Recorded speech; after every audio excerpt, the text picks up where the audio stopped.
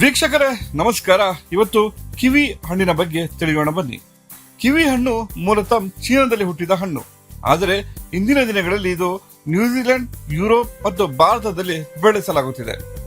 ಕಿವಿ ಹಣ್ಣು ಹೊರಗಿನಿಂದ ಕಂದು ಬಣ್ಣದಲ್ಲಿದ್ದು ಒಳಗೆ ಹಸಿರು ಅಥವಾ ಹಳದಿ ಬಣ್ಣದಲ್ಲಿರುತ್ತದೆ. ಇದರ ರುಚಿ ಸಿಹಿ ಮತ್ತು ಹುಳಿಯ ಮಿಶ್ರಣವಾಗಿರುತ್ತದೆ. ಈ ಹಣ್ಣಿನ ವಿಶೇಷತೆ ಏನೆಂದರೆ ಇದರಲ್ಲಿ ವಿಟಮಿನ್ ಸಿ ತುಂಬಾ ಅಧಿಕವಾಗಿರುತ್ತದೆ. ಒಂದು ಕಿವಿ ಹಣ್ಣಿನಲ್ಲಿರುವ ವಿಟಮಿನ್ ಸಿ ನಮ್ಮ ದೇಹದ ರೋಗ ನಿರೋಧಕ ಶಕ್ತಿಯನ್ನು ಹೆಚ್ಚಿಸಲು ಸಹಾಯ ಮಾಡುತ್ತದೆ. ಇದರಲ್ಲಿರುವ ನಾರಿನಂಶ ಜೀರ್ಣಕ್ರಿಯೆಯನ್ನು ಸುಧಾರಿಸುತ್ತದೆ. ಇನ್ನು ಕಿವಿ ಹಣ್ಣು ಚರ್ಮದ ಆರೋಗ್ಯಕ್ಕೆ ಮತ್ತು ಕಣ್ಣುಗಳ ದೃಷ್ಟಿಗೆ ಬಹಳ ಉಪಯುಕ್ತವಾಗಿದೆ.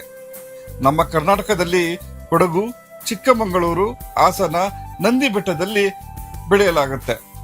ಈ ಕಿವಿ ಗಿಡವು ಒಂದು ಬಳ್ಳಿಯ ಪ್ರಭೇದವಾಗಿದ್ದು ಫಲ ನೀಡಲು ಗಂಡು ಮತ್ತು ಹೆಣ್ಣು ಗಿಡಗಳು ಎರಡು ಅಗತ್ಯವಾಗಿರುತ್ತದೆ. ಇದೊಂದು ಪ್ರಕೃತಿಯ ವೈಶಿಷ್ಟ್ಯನೇ ಸರಿ. ನೆಟ್ಟ ನಂತರ 3 ರಿಂದ 4 ವರ್ಷಗಳಲ್ಲಿ ಕಿವಿ ಗಿಡ ಫಲ ನೀಡಲು ಆರಂಭಿಸುತ್ತದೆ. ಇದರಿಂದ ರೈತರಿಗೆ ಉತ್ತಮ ಆದಾಯವಿರುತ್ತದೆ. ಒಟ್ಟಿನಲ್ಲಿ ಕಿವಿ ಹಣ್ಣು ಆರೋಗ್ಯಕ್ಕೂ ಕೃಷಿಗೂ ಬಹಳ ಉಪಯುಕ್ತವಾದ ಹಣ್ಣು. ಬನ್ನಿ ಬದಲಾಗೋಣ, ಔಷಧಿ ಗಿಡಗಳನ್ನು ಹೆಚ್ಚಾಗಿ ಬಳಸೋಣ.